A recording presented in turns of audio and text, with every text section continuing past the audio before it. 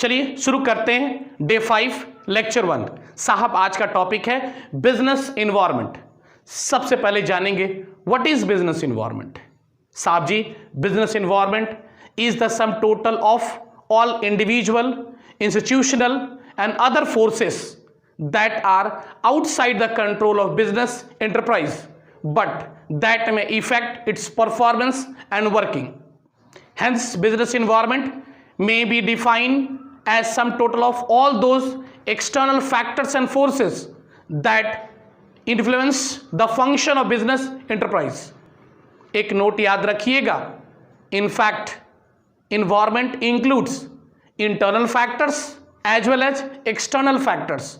That is why in broad sense business environment may be defined as sum total of internal as well as external factor or forces that influence the function of business enterprise.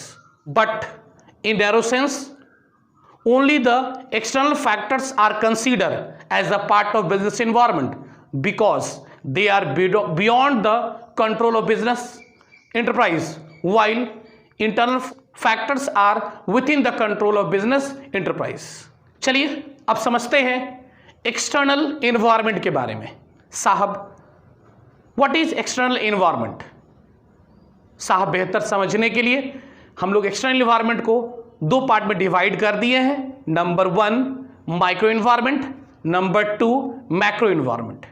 चलिए सबसे पहले सीखते हैं micro environment, also called as operating environment और called as specific environment.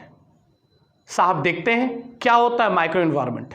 याद रखिएगा साहब, micro environment is sum total of all those factors which affect और influence each of the business unit individually और separately, such as investors, customer, supplier, competitors. चलिए अब देखते हैं macro environment, also called as general environment. साहब micro environment is sum total of all those factors which influence almost all business unit equally, such as government policies, political structures, constitutional law etcetera. चलिए next topic शुरू करते हैं, component of business environment. साहब इसको बेहतर समझने के लिए हम कंपोनेंट को दो भाग में डिवाइड कर देते हैं, एक इंटरनल इन्वायरमेंट, एक एक्सटर्नल इन्वायरमेंट। साहब याद रखिएगा इंटरनल इन्वायरमेंट का क्या कंपोनेंट्स है ये देख लीजिए। पहला कंपोनेंट ऑब्जेक्टिव, दूसरा पॉलिसी, तीसरा ऑर्गेनाइजेशनल स्ट्रक्चर, चौथा मैनेजमेंट इंफॉर्मेशन सिस्टम, पांचवा प्रोडक्शन मेथड, छठा प्रोडक्शन कैपेसिटी। अब चलते हैं एक्सटर्नल बिजनेस इन्वायरमेंट। साहब इसको बेहतर समझने के लिए फिर इसको दो भाग में क्लासिफाई कर देते हैं, पहला माइक्रो इन्वायरमेंट, दूसरा मैक्रो इन्वायरमेंट। मैक्रो इन्वायरमेंट को हम और कह सकते हैं ऑपरेटिंग इन्वायरमेंट और specific environment. It's includes customers, supplier, competitors, public, marketing intermediaries. What is marketing intermediaries? Marketing intermediary means marketing channel और मिडिल मैन। चलिए अब देखते हैं कंपोनेंट्स ऑफ मैक्रो इन्वायरमेंट्स और जनरल इन्वायरमेंट। साहब पहला component economic environment, social environment, technological environment, political environment, legal environment. एक note याद रखिएगा साहब, as per our syllabus concern we have to study general environment only. चलिए अब शुरू करते हैं next topic, nature and characteristics of business environment. साहब सबसे पहला nature totality of external forces, second specific and general forces, third interrelatedness, fourth dynamic nature, fifth uncertainty, sixth complexity, relativity. चलिए सबसे पहला नेचर को देखते हैं, टोटलिटी ऑफ एक्सटर्नल फोर्सेस। साहब यहां हम देखेंगे business environments includes external forces which affect directly or indirectly the operation and performance of the business. चलिए अब सेकंड नेचर देखते हैं, स्पेसिफिक एंड जनरल फोर्सेस। साहब यहां देखेंगे हम लोग specific forces includes investors, customer, competitors, supplier. that directly affect the functioning of a particular business unit. अब साहब देखते हैं general forces. General forces includes social, economical, political, legal and technological conditions that indirectly affect the operation of a entire business industry. चलिए अब third nature देखते हैं, inter relatedness. यहां पे हम देखेंगे वेरियस एलिमेंट और part of business environment are closely interrelated. साहब इसको एग्जांपल से समझते हैं. Increase the awareness of yoga has increase Ayurvedic product and same time it affected the modern pharmaceutical companies. चलिए अब देखते हैं फोर्थ नेचर, डायनेमिक नेचर. साहब यहां देखेंगे business environment is not static rather than it is dynamic in nature. That is it keep on changing in the term of technological improvement, change in fashion and taste of the consumer and entry of new competitor in the market. Right. चलिए एक example देखते हैं साहब. जैसे हम जानते हैं keypad handset were replaced by modern smartphones. चलिए अब फिफ्थ नेचर देखते हैं, अनसर्टेनिटी. साहब यहां देखेंगे हम business environment is uncertain as it is very difficult to predict future happenings. चलिए इसको एग्जांपल समझते हैं. हमारे कंट्री में जीएसटी आने के कारण स्मॉल इन्वेस्टर को जीएसटी समझने में ही समय लग गया. जैसे वो जीएसटी समझता और इंप्लीमेंट करता तब तक डिमोटाइजेशन आ गया.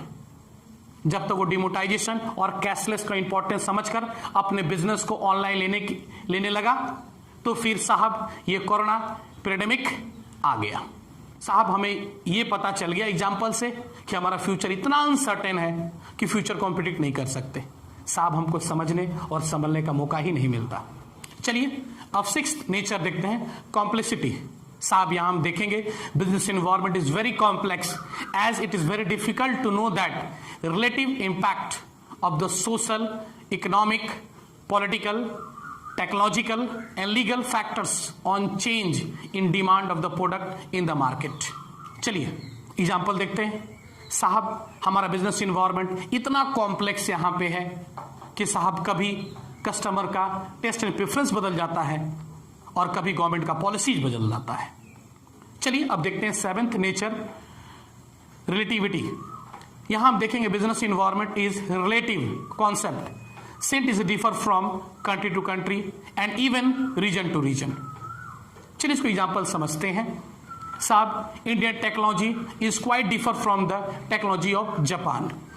साहब इंडिया में साड़ी का डिमांड है लेकिन फ्रांस में ऑलमोस्ट ये नील है साहब. चलिए एक और एग्जांपल देखते हैं. साहब फॉरेन कंट्रीज में गवर्नमेंट का जो इंटरफेरेंस होता है बिजनेस में बहुत लो होता है, जहां तक हमारे कंट्री में गवर्नमेंट का इंटरफेरेंस थोड़ा ज्यादा है. साहब रिलेटिवनेस है ही नहीं. चलिए अब नेक्स्ट टॉपिक देखते हैं, सिग्निफिकेंस ऑफ बिजनेस इन्वायरमेंट. साहब क्या इंपॉर्टेंस है देखते हैं. पहला इंपॉर्टेंस याद रखिएगा, the study of business environment helps to identify opportunities and getting the first mover advantage instead of losing them to the competitors. चलिए अब सेकेंड इंपॉर्टेंस देखते हैं. The study of business environment helps to identify threats on time which serve as early warning signal. Right. Example में जैसे देखते हैं हम लोग, improving quality of the product, reduce the cost etcetera due to the threat in the market of multinational company. चलिए third importance देखते हैं, study of business environment help in assisting in planning and policies formation by identifying the threats and opportunities. चलिए fourth importance देखते हैं, the continuous change in the taste and preference of the consumer helps in coping with rapid change in the dynamic environment. साहब example में increase in competition, rapid changing technological environment, change in number of customers. चलिए अब fifth importance देखते हैं, study of changing environment helps in improving performance by continuous monitoring the environment so that the business form continue to succeed.